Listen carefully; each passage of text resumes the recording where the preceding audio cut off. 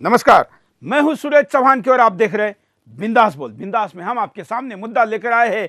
हम आपको दिखा रहे हैं कि भारत में धर्मांतरण के विषय में लगातार तीसरे दिन हम आपके सामने विषय लेकर आए हैं और आज हम आपको चर्च के धर्मांतरण पर चुप्पी क्यों यह सवाल पूछ रहे हैं। हमने ईसाईयत के साथ साथ इस्लामी धर्मांतरण और इस विषय पर जुड़े तमाम पहलुओं पर चर्चा की। आज हम पूरी तरीके से 1 घंटे तक ईसाईयत के धर्मांतरण पर चर्चा करेंगे। क्या आप जानते हैं, भारत में भारत सरकार के बाद सबसे ज्यादा जमीन का मालक अगर कोई है तो चर्च है। दुनिया में चर्च की अपनी एक अर्थव्यवस्था है और दुनिया के कितने ऐसे देश हैं जहां पर चर्च जो तय करता है वही होता है। यूरोप की अर्थव्यवस्था से लेके बाजारवाद को फैलाने के लिए धर्म का आधार लेने की आरोप लगने की प्रक्रिया कई 100 साल से शुरू हुई है और ये अफ्रीका, आशिया से लेके तमाम देशों में आज भी जारी है। भारत में जहां पर किसी भी धर्म और पूजा पद्धति का स्वागत होता है, यहां पर भी चर्च ने अपना ना केवल सेवा का बल्कि खूंखार रूप दिखाने के भी 1 लाख से ज्यादा उदाहरण इतिहास में मौजूद है। ऐसे में इस विषय पर चुप्पी क्यों? और केवल कोई जब हिंदू धर्म में वापस आता है तो हो हल्ला होता है, लेकिन हिंदू से क्रिश्चियन बनता है तो हो हल्ला क्यों नहीं होता? क्यों चर्चा नहीं होती? क्यों 100% पारदर्शिता के साथ इस पर विषय नहीं होता? क्या यह टीवी चैनल के डिबेटों का विषय नहीं बन सकता? मैं आपको आज ऐसे कुछ खबरें भी दिखाऊंगा जो खबरें धर्मांतरण के बाद होने वाले राष्ट्रांतरण या संस्कृतितरण के उदाहरण होते हैं। आइए इसी मुद्दे पर अगले 1 घंटे तक बेखौफ बोलिए और आपके पास जो भी उदाहरण है, आंखों देखी है, जानकारी है, हमारे साथ साझा करिए। पहले मुद्दा,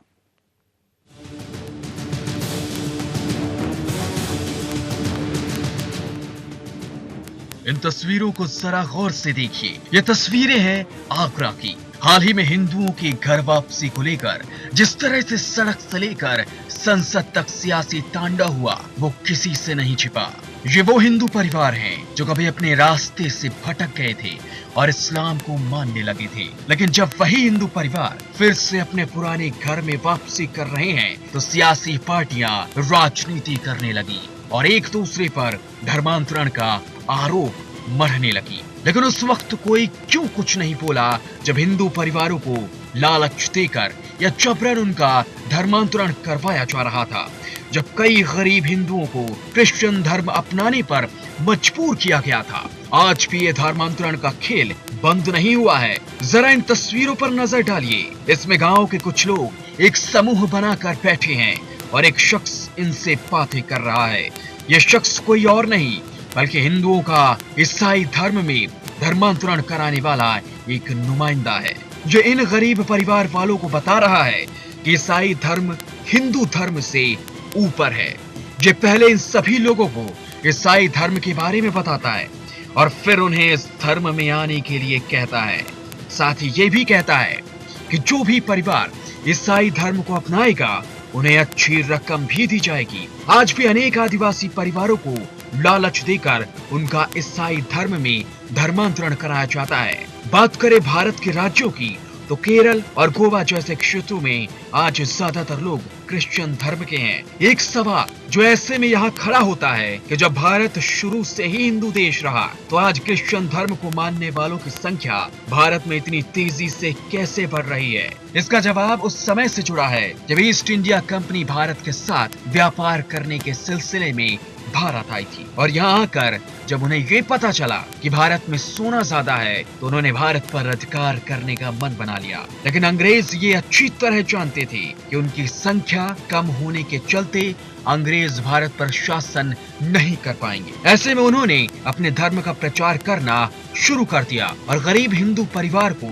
ईसाई धर्म अपनाने पर मजबूर करने लगे। उन्होंने लोगों को पैसे, नौकरी और कर माफी का लालच देना शुरू कर दिया। तभी से भारत जैसे हिंदू देश में क्रिश्चियन धर्म फैलने लगा। नई पीढ़ी भी क्रिश्चियन धर्म की पैदा होने लगी और आज भारत में क्रिश्चियन धर्म तीसरे बड़े धर्म के तौर पर सामने आया है। इतना ही नहीं, जब भारत का कोई व्यक्ति विदेशों में व्यापार करने जाता है और वहाँ के मूल की लड़की से शादी करने का निर्णय लेता है तो उस वक्त लड़की का परिवार भारत के लड़के के सामने शर्त रखते हैं कि वे तब इस शादी के लिए राजी होंगे जब वो अपने धर्म को छोड़कर क्रिश्चियन धर्म में आएगा।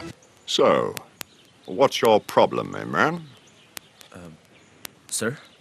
Can't you find yourself a girl in your own community? Or are you just curious to know what children from mixed marriages look like? Great joke. I mean, I love Suzanne. I'm gonna marry Suzanne. I mean, I want to marry Suzanne. So what will it be, Imran? Would you prefer the name Emmanuel? Or would you like Ian, as in Ian Fleming? I don't really understand, sir. Suzanne? He's talking about changing your name, of course, from Imran to something more appropriate.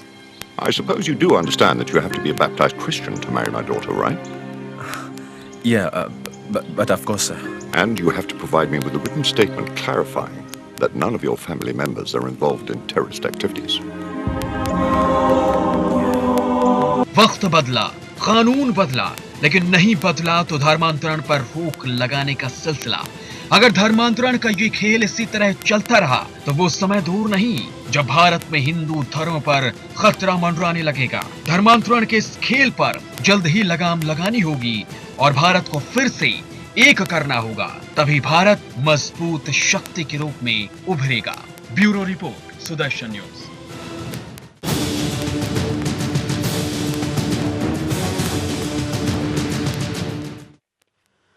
तो यह मुद्दा है और इस मुद्दे पर बात करने के लिए हमारे साथ दो अतिथि भी जुड़े हैं। मैं दोनों का स्वागत करता हूं। हमारे साथ जितेंद्र खुराना जी जुड़े हैं जो इस विषय पर सामाजिक काम करते हैं और साथ साथ हमारे साथ जुड़े हैं मुकेश जैन जी जो राष्ट्रीय अध्यक्ष है धर्म रक्षक श्री दारा सेना के। आप दोनों का स्वागत है। शुरुआत करते कॉलर से, उनकी बात लें। जय हिंद, बोलिए क्या कहना है आपको? जय हिंद। हाँ जी सर, हमारी जो अभी मौजूदा व्यवस्था है वो 1200 साल की जो मानसिकता है ना, उसी की मौजूदा व्यवस्था है, क्योंकि ब्रिटिश हुकूमत के 3500 कानून तो अभी भी हैं बिल्कुल देश के अंदर, और जो मुगलिया सल्तनत रही ये 1200 साल की गुलामी का नतीजा ही है सर। हाँ हाँ कि जो बुद्धिजीवी है ना अभी भी हमारे, बिल्कुल वो सेकुलरवाद के गणना गुलामिक मानसिकता से प्रेरित है। वो तो कि आजाद ये एक जानवर भी होता है ना सर, अगर वो आजाद है और उसे आप लंबे टाइम तक गुलाम रखोगे तो उसकी मानसिकता पे असर पड़ता है, तो वो फिर वो गुलामी की भी स्वीकार कर लेता है। तो वही हमारे कुछ जो अभी भी इतनी दहशत में है ये कि अभी भी उसामा को उसामा जी करके संबोधित कर। मैं जितेंद्र खुराना जी के पास चलता हूँ। खुराना जी, इस विषय की शुरुआत आज हम करने जा रहे हैं। आपने कॉलर की भी बात सुनी, हमने पैकेज में भी दिखाया और इस विषय पर आपने तमाम लोगों की प्रतिक्रियाएं पिछले कुछ दिनों से खास करके भारत में जिस प्रकार से आ रही देखी होगी। पहली प्रतिक्रिया आपकी क्या है? देखिए, मैं छोटा सा एक आधे मिनट में बताना चाहूँगा कि इतिहास में जो कैथोलिक क्रिश्चियंस के जो उनके पोप्स हैं उनके ऑर्डर्स क्या हैं। 1095 सन में टेरा नुलियंस, डम डेवरस, रोमनस पॉन्टिफ्लेक्स और इसके बाद 1845 में मैनिफेस्ट डेस्टिनी, ये सब एक ऑर्डर्स हैं किस प्रकार नॉन क्रिश्चियन लैंड्स को ढूंढा जाए। नॉन जो गैर ईसाई जमीन है, धरती है, सभ्यताएं हैं, उन्हें ढूंढा जाए और उनको ईसाई और क्रिश्चियन लैंड्स में बदला जाए। ये ऑर्डर्स हैं बाकायदा और ये डॉक्यूमेंटेड ऑर्डर्स हैं। तो मैं आपको, और ये एक मिशनरी रिलीजन है, ये उनका एक स्वभाव है, प्रकृति में है। आप कभी भी किसी कॉन्फ्रेंस की उनकी रिकॉर्डिंग भी देखेंगे तो उसमें यही वो कन्वर्जन, जैसे हम यहाँ पर ईश्वर की आराधना और मोक्ष की बात अधिक करते हैं, वो वहाँ कन्वर्जन की बात अधिक करते हैं। तो ये एक इतिहास है, उसको नंबर बनाना भी कहते हैं। हाँ जी मुकेश जी। देखिए, मेरा तो यही मानना है कि हिंदुस्तान में ईसाईयत जो कुछ कर रही है वो हमारी इस धारणा को प्रबल करता है कि धर्मांतरण राष्ट्रांतरण है। आज हमारा पूरा नागालैंड ईसाई बना, हमारा मिजोरम ईसाई बना, और ईसाई नहीं, ईसाईयत ऐसे नहीं बनते कि प्यार से ईसाई बन गया। हम लोग हिंदू लोग ऐसे धर्म के प्रति आस्थावान हैं, हम देश छोड़ सकते हैं, सिर कटा सकते हैं, किंतु हम अपने धर्म को नहीं छोड़ सकते। किंतु हमारे जिन लोगों को ईसाई बनाया गया वहाँ पर पहले आतंकवादी खड़े किए जाते हैं, NSCN के मिजोरम में खड़ा किया जाता है, लालडेगा एक ईसाई आतंकवादी खड़ा होता है। इस तरह से एक आतंकवाद के बलबूते पर ये लोगों को जबरन ईसाई बनाते हैं, या तो मार डालते हैं। अभी त्रिपुरा में चल रहा है, मणिपुर में चल रहा है कि आप ये दुर्गा पूजा नहीं कर सकते, ये दुर्गा पूजा करते हुए अभी दुर्गा पूजा में वहाँ की बात बोल रहे हैं। मैं अभी थोड़ी देर पहले पढ़ रहा था कि बेंगलुरु में एक स्कूल में एक बच्ची ने छात्रा ने इसलिए आत्महत्या की क्योंकि उसके स्कूल ने उसको होली मनाने पर सजा दी थी। और ये बात केवल बेंगलुरु की नहीं बल्कि मुजफ्फरनगर में और मुरादाबाद में भी इसकी घटनाओं की पुनरावृत्ति हुई है, जिसकी खबर हम खुद चला चुके हैं। तो आपको धर्म से दूर किया जाता है केवल स्कूल और स्कूल में पढ़ने और एडमिशन के लिए। ऐसे उदाहरण भी कम नहीं है। खुराना जी, इसके अतिरिक्त मैं एक रेफरेंस देना चाहूँगा जो अभी बिल्कुल आधुनिक युग की है। 1999 में पॉप जब भारत आए तो उन्होंने स्पष्ट कहा कि पहली सहस्त्राब्दी यानी कि 1000 वर्ष पहले वो यूरोप को हमने क्रॉस वहां पे बैठाया। दूसरी सहस्त्राब्दी में हमने अमेरिका और अफ्रीका वहां पर हमने क्रॉस मतलब क्रिश्चियन किया। और तीसरी जो सहस्त्राब्दी है हम ईश्वर से प्रार्थना करते हैं कि हम इस महाद्वीप में ईसाइयत का झंडा फहराएंगे। बिल्कुल। तो ये वो तो अभी 1999 में वो भारत में आके सबसे बड़ी बात यह है कि दिवाली के दिन वो हमारे हिंदुओं के मुंह पर तमाचा मार कर जाता है दिवाली के दिन, और भारत में ही दिल्ली में ही वो पर उसी दिन मैंने बोला था कि पोप जिस अहंकार के वशीभूत तुम ये बात बोल रहे हो, ईसाइयत के जो अधर्म है उसकी कब्र हिंदुस्तान में खुदेगी और आज से दिल्ली में इसकी कब्र कलर के पास चलते हैं, उनकी बात लेते हैं। जय हिंद, बोलिए। सुरेश गोयल। हाँ, ऐसा है कि भी मैं एक शेर के जरिए बात कहना चाहता हूँ। गिरा हमें इस बात का नहीं कि दो बेवफा निकले, गिरा है तो केवल इस बात का कि अपने गैर और गैर अपने निकले।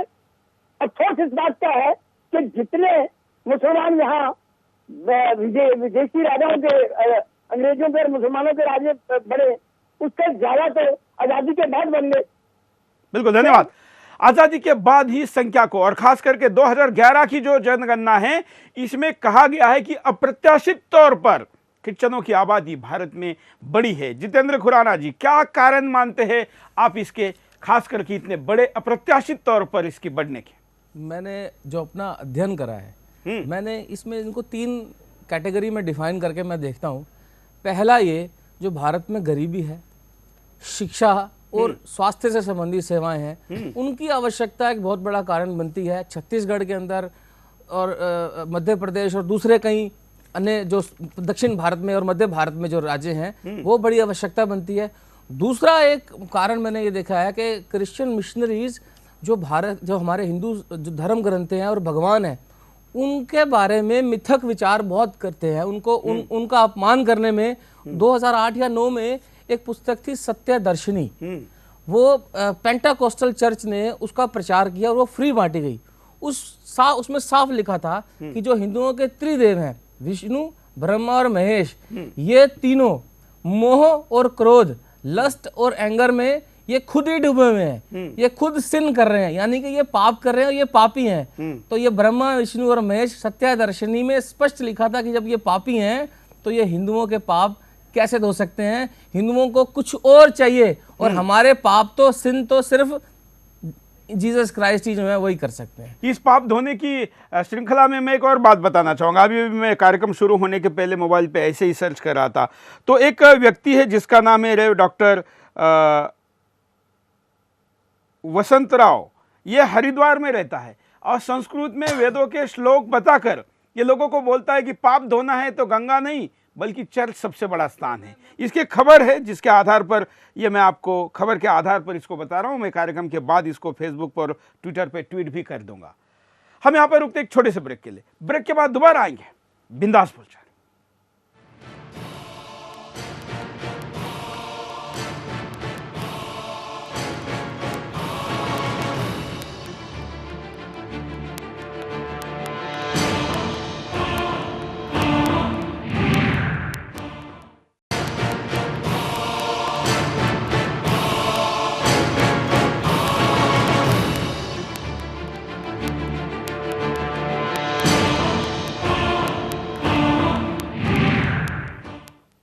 ब्रेक के बाद आपका एक बार फिर से स्वागत है। आप देख रहे हैं बिंदास बोलो और बिंदास में हम आपके सामने मुद्दा लेकर आए धर्मांतरण का। मैं आपको साफ कर दूं कि किसी के भी पवित्र धार्मिक भावना और धार्मिक मान्यता पर हमें कोई आपत्ति नहीं है। हम उसके विकृत स्वरूप को एक्सपोज करना चाहते हैं, दंगा करना चाहते हैं, दुनिया के सामने खोलकर दिखाना चाहते हैं और इसलिए धर्म के इस विकृत रूप को हम आपके सामने लेकर आए हैं। कॉलर के पास चलते हैं। जय हिंद। हेलो, बोलिए। जय हिंद सर। हाँ राजस्थान से चूरू से डॉक्टर दिनेश गौतम निवेदन कर रहा हूँ सर। बोलिए। सर, आज जो मुद्दा चल रहा है धर्म परिवर्तन का, हाँ और काफी 3-4 दिन से लगभग ज्यादा से ज्यादा चैनल इस पे मातम बना रहे हैं, हाँ और ज्यादा से ज्यादा विशेषज्ञ भी वो आ रहे हैं जो मातमी है, मतलब भारत में प्रसिद्ध हो चुके हैं इस बारे में मातम बनाने के लिए। कोई ये पहली बार नहीं हुआ, हजारों सालों से परिवर्तन हो रहा है।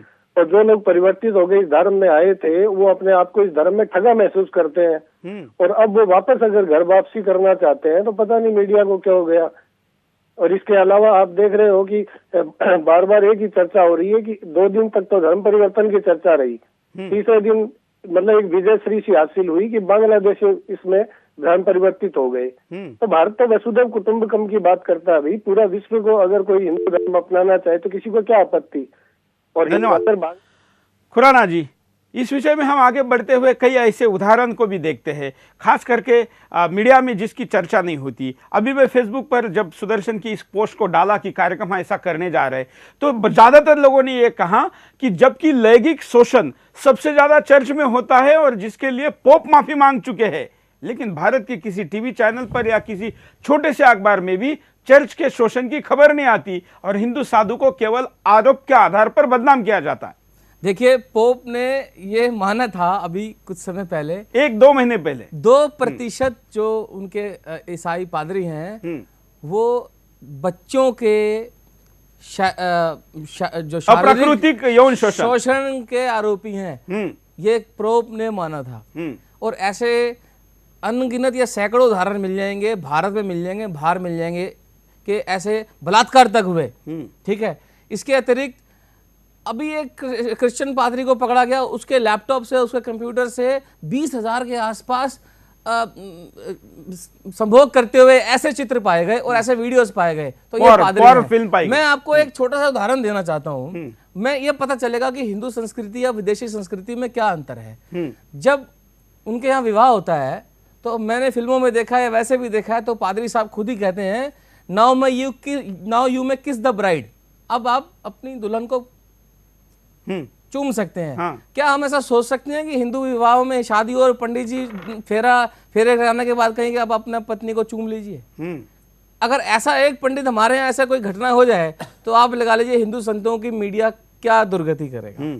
तो ये हमारे यहाँ ये नहीं है, हमारे यहाँ ये सोच भी नहीं सकते। तो ये अंतर है, ये उनकी संस्कृति है, मैं उसका कोई बुराई नहीं कर रहा, मैं अंतर बता रहा हूँ। ये वो कर सकते हैं, हम नहीं कर सकते, ये अंतर है। मुकेश जी देखिए, ये मतलब एक सोची समझी साजिश के तहत हिंदू संतों को बदनाम किया जा रहा है, आसाराम बापू जी को, जबकि और दूसरे भी जितने साधु संत हैं उनके ऊपर झूठे मिथ्यारोप लगाए जा रहे हैं। जोधपुर की जो लड़की कहती है कि मेरे साथ बापूजी ने मतलब ये किया है। जिस प्रकार से जैसे ही कोई क्रिश्चियनिटी के काम में बाधा बनने की कोशिश करता है, उसके काम में होता है। और ऐसे तमाम उदाहरण, ये तो रिसेंट के उदाहरण है। अगर आप इसको डिटेल में जाने का प्रयास करेंगे, क्योंकि मीडिया जो हाथ में आया था वो मीडिया उन लोगों के हाथ में पहले आया जो विदेश से आने वाले शक्तियों के द्वारा यहाँ पर प्रस्तावित किए गए थे, और इसी का परिणाम था। हाँ बोलिए खुराना। विदेश का पैसा ही मीडिया, काफी मीडिया जो है वो विदेशी पैसे से चल रहे हैं, CIA के पैसे से चल रहे हैं, अमेरिका के पैसे से चल रहे हैं। और मीडिया, और मतलब ये लोग चाहते हैं कि भारत की संस्कृति को छिन भिन कर दिया जाए, भारत को नष्ट कर दिया जाए। ये बड़ी साजिश चल रही है। केवल टीवी चैनल ही नहीं, समाचार चैनल ही नहीं, मनोरंजन के चैनल और खास करके फिल्मों के द्वारा सबसे ज्यादा ईसाईयत का प्रचार होता है। खुराना जी, ईसाईयत का प्रचार मैंने आपको बताया था, इसमें 3 जो मैंने अनुभव किए, 2 मैंने बताए, एक तीसरा मैं आपको ये कहूँगा कि जो ईसाइयों की जनसंख्या 2001 में 2.3% थी। हाँ। 2011 के जब यूपीए गवर्नमेंट थी, उन्होंने धर्म के आधार पर हमारी जनसंख्या जो है वो उसके आंकड़े बाहर नहीं आए। तो विशेषज्ञों का ये मानना है कि वो जनसंख्या लगभग 5% है, 5.1% के आसपास आएगी। 2.3 से 5% तक ये डबल इतना नहीं होता, 30%, 40% लगभग 10 साल में ऐसा ही होता है। नहीं, ये इसकी एक थ्योरी है जो क्रिश्चियनिटी ने ही, खास करके यूरोपियन इटालियन क्रिश्चियनिटी ने जिसको ज्यादा लोगों के सामने लाया। और थ्योरी ये है कि जो शासक होता है, शासक का धर्म प्रजा का धर्म होता है, राजा का धर्म प्रजा का धर्म होता है, ये थ्योरी लाई जाती है। शासक का धर्म जो था वो था कि जितने भी मुख्यमंत्री बनाने हैं, चाहे YS राजशेखर रेड्डी बनाना है, चाहे सब लोग अजीत ready। जोगी बनाना है, अजीत जितने भी, या आपका केरल का मुख्यमंत्री बनाना है, उसका शासक सोनिया गांधी का एक ही धर्म था कि वो ईसाई होना चाहिए, बाकी उसको, या चाहे आपका सुप्रीम कोर्ट का मुख्य न्यायाधीश के जी बालाकृष्णन बनाना हो, मतलब पूरा ईसाईयत का आतंक चल रहा था एक तरह से पिछले राज में। किंतु खुशी की बात है कि अब राज बदला है और मेरी एक मांग है यहाँ पर, मैं माननीय श्री नरेंद्र मोदी जी से और अभी जो भाजपा की सरकार है, अगर वो इस देश का भला चाहते हैं और जो बहुसंख्यक का भला चाहते हैं, तो सबसे पहले वो 2011 के जो धर्म के आधार पर जनसंख्या के आंकड़े हैं वो जारी करें। अगर वो जारी, आज 3 साल हो गए हैं, उसको क्या जरूरत है उसको दबा के रखने की? बिल्कुल। आप माइनॉरिटीज के लिए पॉलिसीज बनाते हैं, जब आपको माइनॉरिटी की जनसंख्या नहीं पता तो आप पॉलिसी कैसे बना लेते हैं? बिल्कुल। कैसे 3%, अगर आपके आंकड़े कहते हैं 4% ईसाइयों के पास 20% शिक्षा का कंट्रोल है, कैसे है वो? क्योंकि हमारे संविधान का अनुच्छेद 30 आर्टिकल 30 सिर्फ माइनॉरिटीज को अपनी इच्छा के शैक्षणिक संस्थान खोलने की आज्ञा देता है। मुसलमान कुरान पढ़ा सकते हैं अपने इच्छा के स्कूल खोल करके, मदरसे खोल करके, ईसाई बाइबल पढ़ा सकते हैं, लेकिन हिंदू वेद नहीं पढ़ा सकते, हिंदू वेद गीता ये सब पढ़ा नहीं सकते, अधिकार ही नहीं है। यहां तक कि योगा को भी ऑब्जेक्शन लिया जाता है। योगा को, तंत्र मंत्र को, जो जितने भी धार्मिक प्रक्रिया हिंदुत्व की, उनके खिलाफ हमेशा आवाज उठाई जा रही है। चलिए कॉलर के पास चलते हैं, उनकी राय लेते हैं। जय हिंद। हाँ सुरेश चौहान जी, बोलिए। जय हिंद। जय हिंद सर। हाँ, मैं कानपुर से आलोक शुक्ला बोल रहा हूँ। हाँ। एक बार जब मैंने एक मिशनरी बड़े टीचर से बात की, तो उन्होंने मुझे शुक्रवार को होने वाली एक धार्मिक सभा में आने के लिए कहा। हाँ। तो मैंने उनसे पूछा वहाँ क्या होगा, तो उन्होंने बताया कि वहाँ धर्म शास्त्र की बातें होती हैं और शंकाओं का निवारण किया जाता है। हाँ। समझ गया, मैं समझ गया कि ये मूर्ख मुझे और तरीके से समझ रहा है। खैर, मैंने वहाँ पर तो गया नहीं, लेकिन मैंने जिज्ञासावश कुछ धर्मांतरित ईसाइयों से मिला, तो पता चला कि ये लोग विभिन्न तबके के लोगों को विभिन्न मनोवैज्ञानिक तरीकों से उनका ब्रेन वॉश करके उनको ईसाई बनाते हैं। इसमें से एक उदाहरण मैं आपको बताना चाहूंगा। मैंने जब उससे पूछा कि तुम ईसाई क्यों बने, तो उसने बताया कि हिंदू धर्म में ऊंच नीच का भेदभाव है तथा उन अनुसूचित जातियों की तो हमेशा से बेइज्जती हुई है। मैंने उससे पूछा कि तुम ऐसा क्यों कहते हो, तो उसने बताया कि इस धर्मशास्त्र में लिखा है और फादर ने मुझे बताया। तो मैंने उससे कहा कि तुमने उनसे ये क्यों नहीं पूछा कि तुम्हारे यहाँ रोमन कैथोलिक के बीच में क्या होता है, गोरे कालों के बीच में कैसा भेदभाव होता है, उनके यहाँ तो काले लोगों को जिंदा जलाने जैसा क्रूर अत्याचार तक होता आया है, तुम भी वाले हो, तुम्हें आगे चलकर ये लोग कैसा व्यवहार तुम्हारे साथ करेंगे। और हिंदू धर्म में यहाँ तो प्राचीन काल में शबरी और विदुर आदि निम्न जात के थे, लेकिन श्री राम और श्री कृष्ण ने उनका सर्वोच्च सम्मान बढ़ाया और आजकल आरक्षण के नाम से उनका सम्मान बिल्कुल जो भारत में भेद की, जहां पर उंगली डालने की संभावना है वहां पर हाथ डालकर फाड़ने का काम किया जाता है। जबकि ब्रिटेन में भारत और आशिया से जाकर रहने वाले और अफ्रीका से जाकर रहने वाले लोगों ने अपने चर्चेस को अलग बनाया, क्योंकि जो मूलतः क्रिश्चियन के चर्चेस हैं वहां पर उनको वो सम्मान नहीं मिलता, या सम्मान तो छोड़िए बराबरी का दर्जा नहीं मिलता जो यूरोपियन या ब्रिटेन के लोगों को मिलता है, अमेरिकन लोगों को मिलता है, वो आशिया से और भारत से आने वाले लोगों को नहीं मिलता। इसलिए वहां पर जाकर बसे क्रिश्चियनों ने अपने चर्चेस को बदला और उसमें से 13 चर्चेस ने फिर फाइनली ये डिसाइड किया कि ये सम्मान तो मिलना ही नहीं है, तो लाचारी का धर्म जीने से क्या फायदा। तो 13 चर्चेस ने 2009 तक की ये घटना है, 5 से लेकर 9 तक 13 चर्चेस ने वहां श्री कृष्ण का मंदिर बनाया। कॉलर के पास चलते हैं। जय हिंद।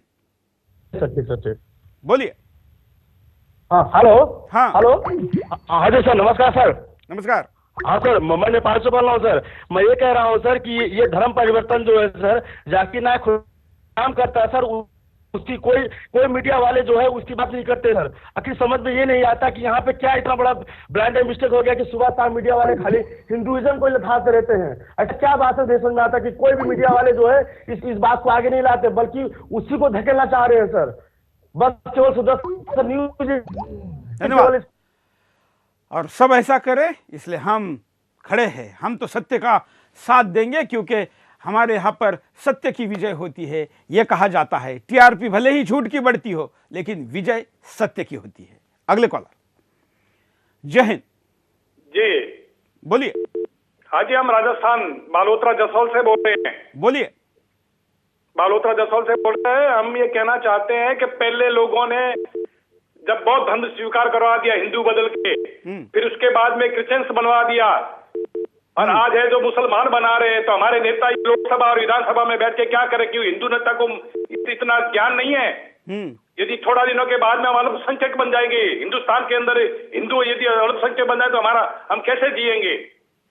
धन्यवाद खुराना जी। एक बात इस कॉलर के बहाने मुझे याद आई कि ईसाई जो लोक नेता होता है, सांसद हो, विधायक हो या जो भी हो, वो खड़े होकर ये कहता है कि मैं अल्पसंख्यक हूँ।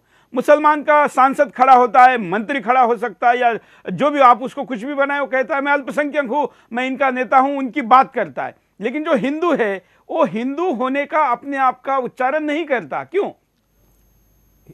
हिंदुओं के विषय में और हिंदू नेताओं के विषय में एक अंग्रेजी कहावत प्रचलित है, ask to bend started crawling. मतलब हिंदुओं को थोड़ा सा झुकने के लिए कहा जाता है, वो झुकने नहीं है, वो उल्टा रेंगने लग जाते हैं। ये हालत हो जाती है, वो पूरा दंडवत होकर लेटने लग जाते हैं। मतलब सिर्फ कहने, मुंह से बोलने की बात होती है। तो ये अपना स्वाभिमान जो हमने पिछले कई दशकों में या शताब्दियों में हमने गवाया है, मेरा ये मानना है कि हमें, जिसे कहते हैं ना चमड़ी को मोटी करना, हमें वो मोटा करना पड़ेगा, अपना पुरुषार्थ जिंदा करना पड़ेगा। मैं आपको दावे से कह रहा हूँ कि आने वाले 1 वर्ष में मैं कई अल्पसंख्यक कह लें या कुछ भी कह लें, उनकी नज़रों में मैं बहुत एक बदनाम व्यक्ति बनने वाला हूँ, क्योंकि मैं साफ बोलने वाला हूँ। मैं आज आपके सामने कहना चाहता हूँ, हमारे मदर टेरेसा को कितना सम्मान दिया जाता है, लेकिन मैं ज़्यादा नहीं बोलूँगा, मैं सिर्फ यही कहूँगा कि मदर टेरेसा के ऊपर जो रिसर्च करने वाले हैं, ठीक है, उनका एक रिसर्च निकल के आता है कि मदर टेरेसा ने भारत में ईसाईयत का ही प्रचार किया, इस पे आता है, तो उनको भारत रत्न भी दिया गया। मेरा सिर्फ निवेदन है, मैं अभी कोई आरोप नहीं लगाना चाहता, मैं ये कहना चाहता हूँ कि इस बात की जांच हो कि मदर टेरेसा ने गरीबों का उत्थान किया या उन्होंने इसकी आड़ में कुछ और काम किए। मैं आपको बता, mother Teresa in theory and practice एक पुस्तक है क्रिस्टियन, हम उसको डिटेल में लेंगे, लेकिन एक बात तो है कि भारत ने पहले भारत रत्न दिया, लेकिन मरने के बाद भी चर्च ने मदर टेरेसा को संत की उपाधि देने के लिए उनके चमत्कारों की बात की। ये और भी कई ऐसे कंट्रोवर्शियल मुद्दे हैं जिसको इतिहास या सत्य के परिप्रेक्ष्य में देखना होगा। रुकते एक छोटे से ब्रेक के लिए, ब्रेक के बाद फिर आएंगे बिंदास बोलचाल।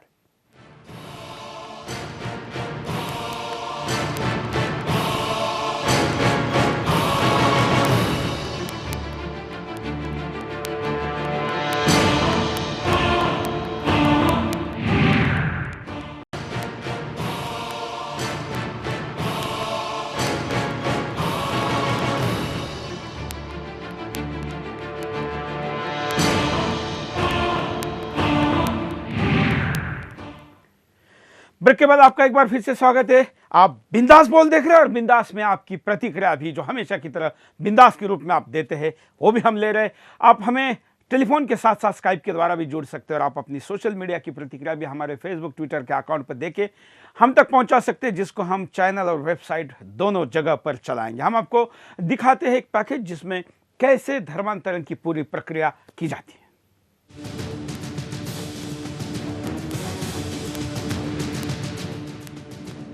हिंदुओं की घर वापसी को लेकर जो सियासी बवाल मचा वो सब जानते हैं, लेकिन ईसाई स्कूलों और मशीनरी की आड़ में जो धर्मांतरण का घिनौना खेल खेला जा रहा है वो सब कुछ किसी को नहीं दिखता है।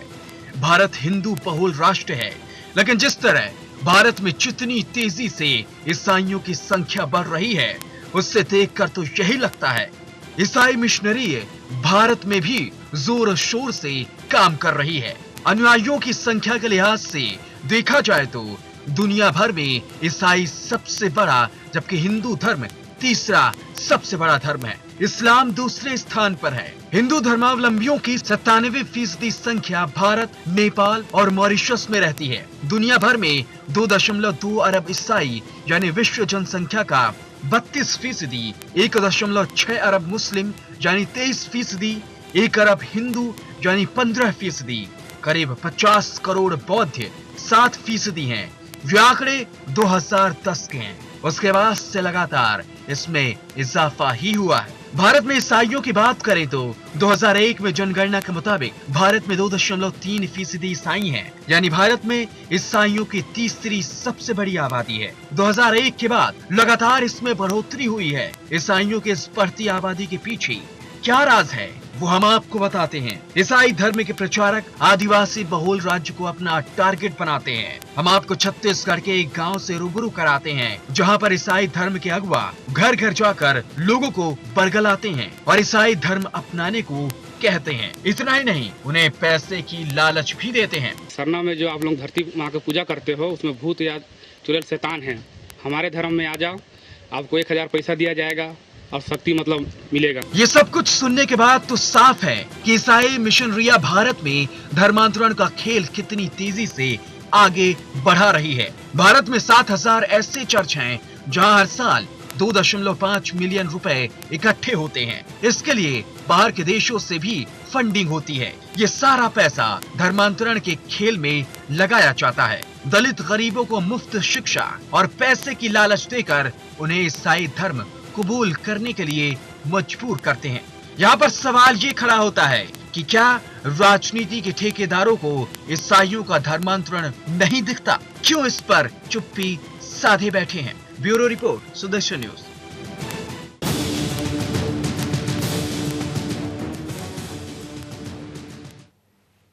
कॉलर के पास चलते हैं। जय हिंद। जय हिंद। बोलिए। जय हिंद भाई साहब। क्या कहना है आपको? मैं ये कह रहा हूँ भाई साहब, मैं तो अभी इंदौर में रहता हूँ। मैं असल में आया हूँ 8 साल पहले पाकिस्तान से। वहाँ हमारे हिंदुओं के ऊपर इतना जुल्म किया जाता है, जुल्म खुला। उसके ऊपर मतलब लड़कियां उठा के ले जाते हैं, उसको मुसलमान कबूल कर देते हैं और कोविड में पेश करते हैं। 10-10 हजार ये जो अफेयरों के साथ आ जाते हैं। हमारी लड़कियां वहाँ ऐसे मुसलमान। चलिए, हम कॉलर को कहेंगे कि अच्छे नेटवर्क में आके कॉल करें। अगले कॉलर के पास चलते हैं। जय हिंद। हाँ नमस्कार। मेरा नाम दिनेश पटेल, लंदन से बोल रहा हूँ मैं। हाँ। मैं आपको एक बात बताना चाहता हूँ। हाँ। कि 1995 में यहाँ पे प्रमुख स्वामी महाराज ने एक मंदिर बनाने के लिए एप्लीकेशन दिया था गवर्नमेंट में। हाँ। तो उन्होंने क्वेश्चन पूछा कि आप मंदिर क्यों बनाना चाहते हैं, ये तो क्रिश्चियन कंट्री है। तो प्रमुख स्वामी महाराज ने कहा था कि मैं मंदिर इसलिए बनाना चाहता हूँ कि जो भी हिंदू इस देश में रह रहे वो सही तरीके से हिंदू बने, तो जो क्रिश्चियन है वो सही मायने में क्रिश्चियन रहे। ठीक है। तो परमिशन दे दिया। और मैं आपको एक एक्सपीरियंस बताना चाहता हूँ मेरा पर्सनल। एक बार एक क्रिश्चियन मेरे घर आया यहाँ पे लंदन में, और बाइबल वो मुझे गिफ्ट दिया और जीसस की बात किया, वो सब बताया मुझे। तो मैंने उनको एक क्वेश्चन पूछा कि आप जानते हो कि मैं हिंदू हूँ और आप क्रिश्चियन हो, मेरा जो धर्म है वो हजारों साल पुराना है और सभी बातें इसके अंदर है, तो आप मुझे बाइबल देके ये सब बात क्यों कर रहे हैं, मुझे कन्वर्ट करना चाहते हैं और क्या है आपका इंटेंशन? तो उन्होंने कुछ बोला नहीं। फिर मैंने दूसरा क्वेश्चन पूछा कि मैं जानता हूँ कि आपका इंटेंशन यही है कि आप मुझे कन्वर्ट करना चाहते हो धीरे धीरे। फिर मैंने उनको बोला कि इस कंट्री में जो भी क्रिश्चियन है, जो भी जितने भी है, क्या आप मानते हो कि वो सही तरीके से अकॉर्डिंग टू बाइबल अपना जीवन जी रहे हैं, सही क्रिश्चियन है? तो उन्होंने कहा कि नहीं है। तो मैंने उसको बोला कि आपको पहले क्या करना चाहिए, जो हिंदू नहीं है उनको बाइबल के बारे में बता के कन्वर्ट करने की ट्राई करना चाहिए, या फिर जो क्रिश्चियन है और सही तरीके क्रिश्चियनिटी नहीं अपना रहे उनको आपको समझा के सही क्रिश्चियन बनाना चाहिए? तो वो चुप हो गया और उसके बाद वो कभी मेरे घर नहीं आया। तो चलिए, धन्यवाद पटेल जी, बड़े अच्छी होशियारी की बात आपने की है। यही बात हमारे लोगों को नहीं आती, यही तो दुर्भाग्य है। कुछ हम आपको वीडियो प्रतिक्रिया भी दिखाते हैं, खास करके रायपुर के इस घटना के बाद और देश के कुछ अन्य घटनाओं के बाद कैसे लोगों की प्रतिक्रिया को भी स्थान मिलना जरूरी है। देखिए। जिस दिन 1 मई को जो घटना घटी उसमें मैं शादी घर में था, तो ग्रामवासियों ने आके बताया मुझे कि सरनापारा, लोधी गांव के सरनापारा में चंगाई मिशनरी लोग सभा लगाए हैं। वो मतलब हिंदुओं के धर्म देवी देवताओं के प्रति आपत्तिजनक टिप्पणी कर रहे थे, तो वहाँ जाके देख लेंगे। तो मैं बोला शादी में हूँ, नहीं जा पाऊँगा। फिर बाद में सोचा कि मेरे ना जाने पर हो सकता है मारपीट हो जाए, इसलिए मैं फिर से मतलब सरनापारा गया। वहाँ जाने पर पता चला कि मेरे को कि जितने भी ईसाई पास्टर बाहर से आए हुए थे उन लोग मतलब हमारे धर्म, हिंदुओं के धर्म के प्रति उन लोग देवी देवताओं पर आपत्तिजनक टिप्पणी कर रहे थे और बोल रहे थे कि जो सरना धर्म मानते हैं उन लोग सरना में जाके मतलब जो सवारी आता था झुकते हैं और बाल की चोटी में मतलब भूत को नचाते हैं, ऐसे करके बोल रहे थे।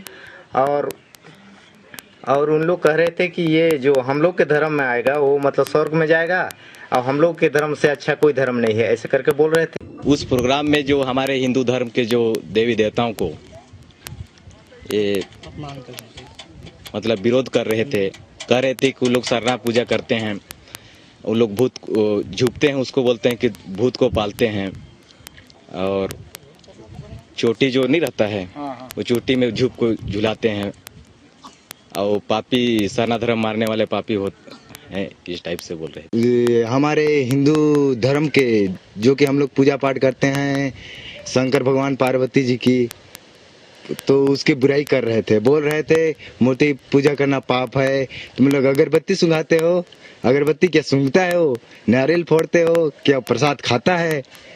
सर इसी के चलते सर हम लोग गए वहाँ पर, पूरे गांव वाले इकट्ठे हुए, उसके बाद में रोकवा हम लोग करने लगे।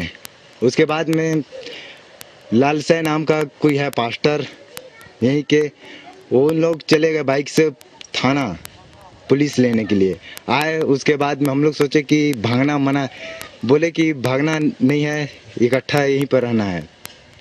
उसके बाद में इकट्ठा हुए, उन लोग आए वहाँ से, फिर दरोगा आके हम लोग को मारने लगे और गाली देने लगे दुनिया भर, तुम लोग इसे रुकाई रोक क्यों रहे हो, ऐसे से कर। मतलब वो ट्रेनिंग करके मतलब 3 साल ट्रेनिंग किया, इसके बाद उन लोगों को प्रलोभन दिया, इसके बाद प्रतापपुर उसको मतलब पास्टर करने के लिए दे दिए हैं, और उसको ज़बरदस्ती मतलब मेरे घर परिवार कोई नहीं है, उसको ज़बरदस्ती प्रलोभन दे के मतलब पास्टर बना के मतलब ले गए हैं उसको। झूठ बोल के मेरे घर में बोल रहे थे कि हम लोग बीमारी सीमारी को भी चंगाई कर देते हैं, और मेरे माँ भी बीमारी था, लेकिन मैं 1 महीना मैं उन लोग के पीछा पड़ा, लेकिन वो चंगाई नहीं हुआ। तो मैं बोला कि पास्टर क्यों चंगाई नहीं हो रहा है, तो उन लोग बोले कि हमारे ईसाई धर्म में आओगे, इसके बाद तुम्हारे मतलब चंगाई हो जाएगा। मैं बोला कि मेरा पुरखा पूर्वक नहीं हुआ है, मैं नहीं हूँगा। कॉलर के पास चलते हैं। जय हिंद। हाँ जी नमस्कार सर। बोलिए। हाँ नमस्कार सर। हाँ सर, मैं आपसे ये बात करना चाहता हूँ कि ये आप बहुत अच्छा टॉपिक लेकर आए हो। और सर मैं पंजाब से बात कर रहा हूँ। यहाँ पर भी सर बहुत से लोग जो हैं सर लोगों को सर भड़का करके हिंदुओं को सिखों को सर ईसाई बना रहे हैं। और सर गलती लोगों की भी है, और क्योंकि वो अपने धर्म में पक्के नहीं है। क्योंकि अगर आप इतिहास देखें तो सिखों ने कितनी कुर्बानी की, और सिखों के 9वें गुरु ने हिंदुओं को बचाने के लिए अपनी खुद का सिर कटवा दिया। और सर मैं आपके माध्यम से ये बेनती करना चाहता हूँ कि सर ये बात भी सर आगे लेकर आओ कि सिखों ने कैसे हिंदू धर्म को बचाने के लिए खुद की कुर्बानी दी। बिल्कुल, धन्यवाद जितेंद्र खुराना जी। इस मुद्दे के ऊपर मैं जानना चाहूंगा, क्योंकि मैं लोकसभा के चुनाव के दौरान देश में जो घूमा तो पंजाब में भी गया था, वहां पर मुझे लोगों ने कहा कि अप्रत्याशित रूप से, बल्कि भारत में सबसे ज्यादा गति से अगर चर्चेस कहीं पर खुल रहे हैं तो पंजाब में खुल रहे, जबकि वहां पर क्रिश्चियनों की संख्या बहुत कम है और वहां पर धर्म के प्रति कट्टर सिख समुदाय ज्यादा रहता है। ऐसे में वहां पर चर्च ज्यादा कैसे खुल रहे, और क्या उनके खुलने के इस सिलसिले के साथ वहां पर जो नशाखोरी ज्यादा बढ़ रही है, इसका कोई आपस में मेलजोल है क्या? देखिए, मैंने इसको थोड़े दिन पहले अध्ययन किया था, और मैंने एक मेरे सिख धर्म के लिए काफ़ी काम करते हैं, मैंने उन्हें चेताया भी कि भाई पंजाब में जो धर्मांतरण चल रहा है उस पर थोड़ा ध्यान दो, ये आपका विषय है और मैं इसके लिए बहुत चिंतित हूँ, मेरा विषय भी है। मेरे पास एक न्यूज़ आया, वाल्मीकि समाज ने भी इसका एक चंगाई सभा के पोस्टर को लेकर के हिंदू संगठन भड़क गए थे। वाल्मीकि समाज ने विरोध किया, हिंदू ईसाई संगठनों में कुछ टकराव की स्थिति आ गई कि आप ये चंगाई सभा कर रहे हो। उनको कि ये चंगाई एक नाम को यूज किया जाता है, लेकिन उनको ये नहीं समझ आता जब पोप फ्रांसिस ये कहते हैं कि 2% जो है हमारे जो पादरी हैं वो खुद ही पीडोफाइल यानी कि बच्चों के यौन शोषण की बीमारी से ग्रस्त हैं, तो पहले आप वो 8,000 वो गिनती 8,000 बनती है उन पादरियों की, वो 8,000 पादरियों का दिमाग की तो चंगाई कराएं पहले, वो जो पूरे विश्व में फैले हुए हैं जो बच्चों का यौन शोषण कर रहे हैं, यहाँ बाद में करेंगे। पोप खुद फ्रांस पार्किंसन जिसमें हाथ कांपते हैं, चलिए वो तो ठीक है, बीमारी के बारे में तो सबको ये होता है, लेकिन उसका जो दावा जिस प्रकार से किया जाता है, खास करके मैं एक अंधश्रद्धा के विषय में बोलना चाहूँगा कि भारत में मीडिया से लेके तमाम जो प्रोग्रेसिव अपने आप को कहने वाले लोग हैं, वो अंधश्रद्धा के खिलाफ हमारे अच्छे साइंटिफिक पूजा के खिलाफ भी बोलते हैं, लेकिन क्रिश्चियनिटी में भूत उतारने वाली बात को लेकर जो बाइबल में इतना बड़ा विश्लेषण किया गया है, उसके शैतान की प्रक्रिया पर कुछ नहीं बोलते। अपीसमेंट है ना, हमारा मीडिया कितना, देखिए आप, मैं अभी का एक उदाहरण देना चाहता हूँ। आशुतोष महाराज जी की समाधि का विषय चल रहा है। एक हिंदू संत जो हिलने डुलने की स्थिति में नहीं है, सांस लेने की स्थिति में नहीं है, डीप फ्रीजर में पड़ा है, लेकिन उनके पीछे पड़े हुए हैं, लेकिन जब पता चलता है कि एक पादरी ने केरल में किसी का बलात्कार कर दिया, उसका कोई ध्यान, वो मतलब जो हिल नहीं सकता है हिंदू संत, उसके पीछे डिबेट चल जाएगी। लेकिन यहाँ पर जो होता है इस पे भी ध्यान दीजिए ना आप, समान दृष्टि से देखिए आप। तो ये जो माइनॉरिटी अब्यूजमेंट है। चलिए हम बचे हुए समय में जरा कारण परिणाम उपाय इस दिशा में चर्चा करना चाहेंगे। आखिर ये सब कुछ होता है, इसके पीछे के कारणों को प्रमुखता से आप क्या देखते हैं खुराना जी? चाहता हूँ, देखिए वो जो कर रहे हैं हमें ये देखना चाहिए कि हम क्या कर रहे हैं, हमारी क्या गलती है। इस विषय को 1 घंटे की डिबेट में नहीं, मैंने इसमें काफी ठीक ठाक अध्ययन किया है। इसमें मैक्स म्यूलर ने 1848 में एक आर्यन थ्योरी दी, आर्यन इन्वेजन थ्योरी। वो आर्यन इन्वेजन थ्योरी के जो रूपांतरण आज चलते आ रहे हैं, ठीक है, मैं एक सबसे बड़ा उदाहरण देना चाहता हूँ। जो दलित समाज और जो पिछड़ा समाज है, वो ज्योतिराव फुले जी को अपना एक उद्धारक मानता है। ये पुस्तक गुलामगिरी, ये पुस्तक है, ज्योतिराव फुले जी ने ये पुस्तक लिखी, और ये सम्यक प्रकाशन जो है, ये मैंने वहां से पुस्तक ली। मैं 140 वर्ष में मेरे ख्याल से मैं शायद ये पहला व्यक्ति होऊंगा, औरों में करा होगा, लेकिन मैं ये पुस्तक यहाँ दिखा रहा हूँ। इस पुस्तक को आप देखिए, हर पुस्तक में हिंदू भगवानों के बारे में क्या कहा गया। ज्योतिराव फुले की इतने संगठनों में लिखा जाता है। मैं आपको 1 2 3 मैं आपके पास दोबारा आता हूँ, जरा कॉलर के पास चलते हैं। जय हिंद। हाँ जी सर, नमस्कार, मैं विजय बोल रहा हूँ। मैं ये कह रहा हूँ कि ये धर्मांतरण तो बहुत साल से हो रहा है, जब से मुगल आए चाहे अंग्रेज आए थे, लेकिन अभी जो देश में हो रहा है, उसके लिए अगर हम उसके कारण को पता करेंगे कि क्यों हो रहा है, तो ये बहुत जरूरी है। पैसे कहाँ से आ रहे हैं? बिल्कुल, धन्यवाद। अगले कॉलर के पास चलते हैं। जय हिंद। हाँ सुरेश जी, नमस्कार। बोलिए। हाँ, दीपक मेहरा दिल्ली से बोल रहा हूँ। हाँ, देखिए 250 साल पहले अंग्रेज ईस्ट इंडिया कंपनी के नाम से भारत में आए, और भारत में आके उन्होंने अपना कब्जा कर लिया। अब उनको भारत में आने की जरूरत नहीं है, क्योंकि भारत के अंदर ही अंग्रेज बनाए जा रहे हैं, भारत के अंदर ही अंग्रेज बनाए जा रहे हैं। और इनका यही रखा गया कि भाई यहाँ जितनी ज्यादा ईसाइयत ज्यादा फैलेगी, उतना ही ज्यादा इनके ऊपर कब्जा होगा। यहाँ पर मदर टेरेसा बाहर से आई, और यहाँ पे उन्होंने ईसाइयत का खूब उन्होंने प्रचार किया। इसके लिए उनके लिए पीछे पीछे मीडिया घूमता है, कैमरा घूमता है, और उनको सम्मानित किया जाता है नोबेल प्राइज से और भारत रत्न से, इस तरह से।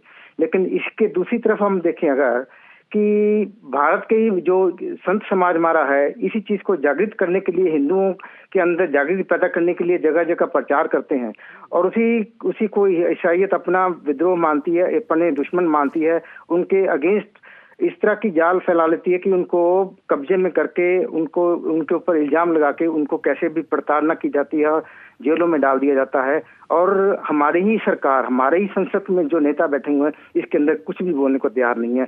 इसका कौन जिम्मेदार है, ये बताइए। बिल्कुल, धन्यवाद। अब मैं हमारे साथ जो पैनल में गेस्ट है उनके पास भी जाऊंगा। खुराना जी और मुकेश जैन जी हमारे साथ हैं। मुकेश जी, क्या कारण है, इस पर हम एक एक लाइन में अगर नजर डालें तो जो हिंदू धर्म में कुछ लोग अनटचेबिलिटी, अस्पृश्यता की बात करते हैं, ये भी एक बड़ा कारण नहीं है जो अपनों को दूर कराता है? देखिए, ना तो हिंदू धर्म में कुछ स्वस्तर शुचिता पवित्रता तो है, किंतु अंग्रेजों ने, जब हम अंग्रेजों का जो अधर्म है वो सिखाता है कि जिस भूमि को तुम ईसाई जीतते हो, ये बाइबल में लिखा है, उसके मूल निवासियों और देवी देवताओं को सदा सदा के लिए नष्ट कर दो, ताकि उस देश से उनका नामो निशान तक मिट जाए। अमेरिका के 10 करोड़ रेड इंडियनों को और ऑस्ट्रेलिया के 5 करोड़ मियामी आदिवासियों को इन दुष्ट अंग्रेजों ने प्लेग फैलाकर, महामारियां फैलाकर मारा। हम हिंदुस्तानियों को भी इन्होंने प्लेग फैलाकर मारना चाहा, 2 बार प्लेग फैलाया, और उस प्लेग फैलाने का परिणाम ये हुआ कि 12 करोड़ हिंदुस्तानी 12 करोड़ हिंदुस्तानी उस प्लेग में मारे गए। किंतु हमारी जो स्वच्छता थी, शुचिता थी, पवित्रता थी, उसके कारण हम लोग उस महामारी को काबू कर पाए और हम लोग ज़्यादा बिल्कुल धन्यवाद नहीं मरे। और अर्थात ये तो कुछ फैलाई गई ऐसी चीजें हैं जो धर्म के हमारी जो गलत परंपराएं भी किसी कारण से या किसी आक्रमणकारियों के लंबे यहाँ पर रहने के कारण भी आई हो। धर्म में कभी भी ये अनटचेबिलिटी की बात नहीं की गई, बल्कि जब सबसे ज्यादा साधु संतों की बात अगर होती है, जो कि उनका धर्म नहीं देखना चाहिए, लेकिन जिसको दूसरे धर्म के दुष्प्रचार में दलित या पिछड़े वर्ग के कहते हैं, वहां से ही आने वाले साधु संतों की संख्या सबसे ज्यादा है, जिन्होंने धर्म के काम को सबसे ज्यादा आगे बढ़ा है। परिणाम पर नजर डालते हैं तो खुराना जी, इस पूरे धर्मांतरण के परिणामों में क्या प्रमुख परिणाम आपको दिखते हैं, जो परिणाम देश, समाज और मनुष्य जाति के हित में नहीं है? देखिए, मैं ये एक बात ये कहना चाहता हूँ कि ये जो अनटचेबिलिटी की बात आती है, इसमें सबसे ज़्यादा सहयोग उन अंग्रेज अनुवादकों का है जिन्होंने वेदों का रूपांतरण किया। बिल्कुल। और ऐसा टूटा फूटा रूपांतरण किया, जबकि हमारे वेदों का मैं एक पढ़ रहा था, एक जहाँ पर एक हमारा यहाँ ऋषि कहते हैं कि हमारी गति सूर्य की तरह होनी चाहिए, वो उसको अंग्रेजी ने लिखा हुआ कि हमारी गति घोड़े की तरह होनी चाहिए। तो ये रूपांतरण है। अगर मैं वो तो जानबूझ के भी किया गया है, डिस्टॉर्शंस हैं। और वेद हमेशा, वेदों में मैं कोट कर सकता हूँ, सब जगह लिखा है कि सभी एक साथ बैठें, एक साथ पूजा करें, एक साथ खाएं, एक साथ पिएं। इसमें अनटचेबिलिटी है ही नहीं। और महर्षि वेदव्यास जी ने स्पष्ट ये भी लिखा है कि कभी हिंदू ग्रंथों में वेद के साथ किसी अन्य ग्रंथ का कोई द्वंद्व हो तो उस स्थिति में वेदों को माना जाएगा। मनुस्मृति को कोट किया जाता है। मनुस्मृति का छदम मैं 100% कह रहा हूं कि ये मैं ही तोड़ूंगा, ये मैं ही तोड़ूंगा। मनुस्मृति में क्या डिस्टॉर्शन किए गए, मनुस्मृति में क्या झोलबल किए गए, लेकिन मनुष्य सबसे ज्यादा छुआछूत इस समय, जब वेद में एक मिनट सुनिए, सबसे ज्यादा छुआछूत इस समय अंग्रेज मान रहे हैं। एक सुई को जो 1000 लोगों को लगाई जा सकती है और उस सुई का सदुपयोग किया जा सकता है। चलिए, वो तो हम आधुरी बात न कहें, अनसाइंटिफिक बात न कहें। वो हमारा ये देखिए, जो हमारी गलती है, मेरा देखिए, मैं क्या, हमारे हिंदू धर्म में नहीं है, लेकिन मैं ये कहना चाहता हूँ जो हमारे समाज में आज जो कमियां हैं, हमें उन्हें स्वीकारना पड़ेगा। ऐसे अनगिनत उदाहरण आते हैं तमिलनाडु में, कर्नाटक में भी, जहाँ पे पिछड़े वर्ग को मंदिर में नहीं जाने दिया जाता। ये हमारी गलती है, बिल्कुल, ये हमारी समाज की कमी है और हम उसके लिए भुगत रहे हैं। हम यहाँ तो दोष बना रहे हैं हमारे समाज में कोई कमी नहीं है, हमारे समाज में कोई कमी नहीं है। रजस्व वाला स्त्री है या यो कोई मुर्दे को छू कर, चलिए अब हम टाइम कम है इसलिए अधूरी बात को नहीं करेंगे, क्योंकि किसी अधूरी बात से पूरा संदेश नहीं जा सकता। लेकिन इस विषय पर भी अलग से हिंदू धर्म की और इतने बड़ी परंपरा की बात करने वाले लोगों को अपनी बात को कहना होगा। एक कॉलर आखिरी लेते हैं, उसके बाद कार्यक्रम के आखिर की तरफ चलते हैं। जय हिंद, बोलिए, क्या कहना है आपको? सुरेश जी, जय हिंद। बोलिए। पहली बात तो मैं आपको प्रणाम करना चाहता हूँ। हाँ।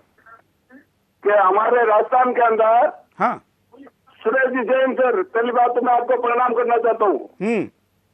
हमारे राजस्थान के अंदर मेराठ और राउत 2 कास्ट है।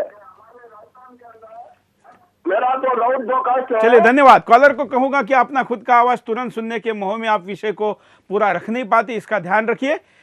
कार्यक्रम के आखिर में तो मैं यही कहूंगा कि हमारा एक प्रयास था कि क्या सच्चाई है, या जिसको 360 डिग्री कहा जाए, या जिसको पूर्ण सत्य कहा जाए, इसको दिखाया जाए। मीडिया में होने वाले या पेपर में लिखकर आने वाले या चौराहे पर होने वाले चर्चा में जब एक ही पक्ष सामने रखा जाएगा और दूसरे और खास करके सत्य के पक्ष को नहीं रखा जाएगा, तो बात पूरी नहीं पहुंचेगी, भ्रम पहुंचेगा। और दुनिया में कई ऐसे अर्थ के विषय है, या अर्थशास्त्र है, या सत्ता शास्त्र है, या व्यापार शास्त्र है, जो धर्म के द्वारा पहुंचाया जाता है और जिसके द्वारा भ्रम फैलाना और भ्रम के लिए धर्म परिवर्तित करने की थ्योरी मांडी जाती है। और ये थ्योरी से ही दुनिया के तमाम देशों में धर्मांतरण की लंबी प्रक्रिया सालों से, हजारों सालों से चलने की बात भी आगे आती है। इसके तमाम उदाहरण हम अपने साइट पर, इंटरनेट पर रिसर्च के द्वारा भी ले सकते हैं। लेकिन हमने प्रयास किया कि 3 दिन लगातार इसी विषय पर बिंदास बोल हम आपके सामने लेकर आए। वैसे कार्यक्रम 3 दिन करने के बाद मैं भी पूरा समाधानी नहीं हूं कि मैं पूरा विषय आपके सामने रख पाया। इस एक लंबे सीरीज के साथ विभिन्न मुद्दे, तर्क और रेफरेंसेस के साथ लाना जरूरी है, वो भी हम लाने का प्रयास करेंगे। लेकिन आज हमने इस विषय पर यहाँ पर रुकना होगा, क्योंकि हमने 3 दिन जो विषय कहा था उसको हमने पूरा किया। मैं दोनों अतिथियों का आभारी हूँ कि आपने टाइम निकाला, इस कार्यक्रम में आए। आप करोड़ों दर्शकों का भी मैं आभारी हूँ। दोबारा ये कहता हूँ कि हमें किसी धर्म की मान्यता, श्रद्धा या आस्था पे कोई ठेस नहीं पहुंचानी है। हम उस देश के वासी हैं जिस देश में तमाम मान्यताओं को प्रणाम किया जाता है, स्वीकार किया जाता है। लेकिन अपनी मान्यता सर्वश्रेष्ठ है ऐसा कहने का भी हम स्वीकार करते हैं, लेकिन दूसरे की मान्यता को गलत ठहराने को कभी स्वीकार नहीं कर सकते, और कम से कम ये पीढ़ी तो इसको स्वीकार नहीं करेगी। आज के लिए इतना ही। जय हिंद।